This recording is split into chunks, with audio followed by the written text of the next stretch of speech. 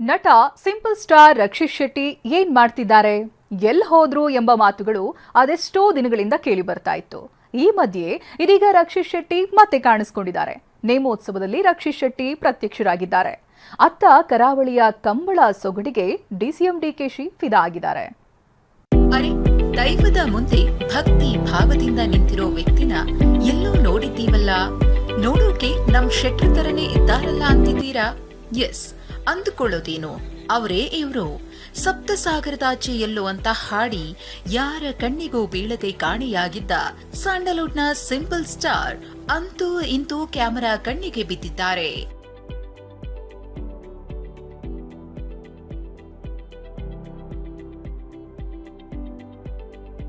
ನೇಮೋತ್ಸವದಲ್ಲಿ ಪ್ರತ್ಯಕ್ಷಗೊಂಡ ನಟ ರಕ್ಷಿತ್ ಶೆಟ್ಟಿ.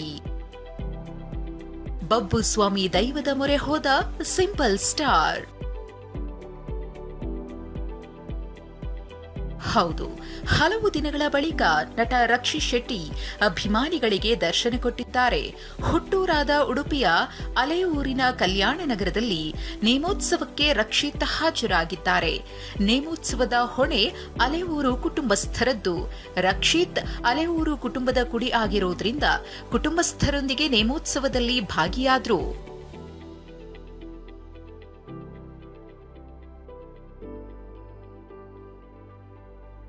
ಅದೆಷ್ಟೋ ದಿನಗಳ ಬಳಿಕ ಶೆಟ್ರು ಕಾಣಿಸಿಕೊಂಡ ಕಾರಣ ಫ್ಯಾನ್ಸ್ ಬಹಳ ಉತ್ಸುಕರಾಗಿದ್ದಾರೆ. ಸಿಂಪಲ್ ಹುಡುಗ ರಿಚರ್ಡ್ ಆಂಟನಿ ಸಿನಿಮಾ ಕೆಲಸ ಮುಗಿಸಿದ್ರ ಅನ್ನೋ ಪ್ರಶ್ನೆಗಳು ಓಡಾಡ್ತಿವೆ.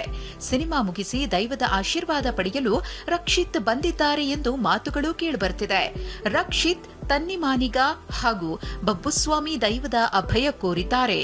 ಚಿಂತಿಸಬೇಡ, ನಿನ್ನ ಹಿಂದೆ ನಾನಿರುವುದಾಗಿ ದೈವ ಅಭಯ ನೀಡಿದೆ.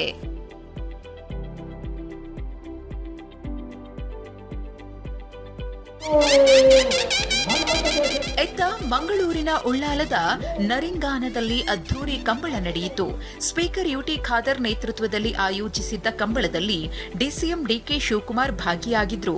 ಕಂಬಳಕ್ಕೆ ಆಗಮಿಸಿದ ಡಿಕೆಶಿಗೆ ಅದ್ಧೂರಿ ಸ್ವಾಗತ ಕೋರಲಾಯಿತು. ಲವಕುಶ ಜೋಡುಕೆರೆಯಲ್ಲಿ ಕೋಣಗಳ ಮಿಂಚಿನ ಓಟಕ್ಕೆ ಡಿಸಿಎಂ ಡಿಕೆ ಶಿವಕುಮಾರ್ ಫಿದಾ ಆದ್ರು.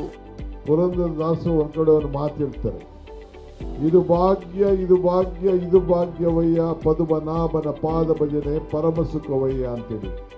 ಹಂಗೆ ಈ ಕಂಬಳನ ಹಗಲು ರಾತ್ರಿ ಇಲ್ಲದೆ 24 ಗಂಟೆ ನಡೆದ್ರೂ ಕೂಡ ಈ ಕಂಬಳನ ವೀಕ್ಷಣೆ ಮಾಡೋಂಥ ಒಂದು ಭಾಗ್ಯ ನಿಮಗೂ ಸಿಕ್ಕಿದೆ, ನಮಗೂ ಸಿಕ್ಕಿದೆ. ಇದಕ್ಕೆ ನಿಮ್ಮೆಲ್ಲರೂ ಕೂಡ ಧನ್ಯವಾದಗಳು.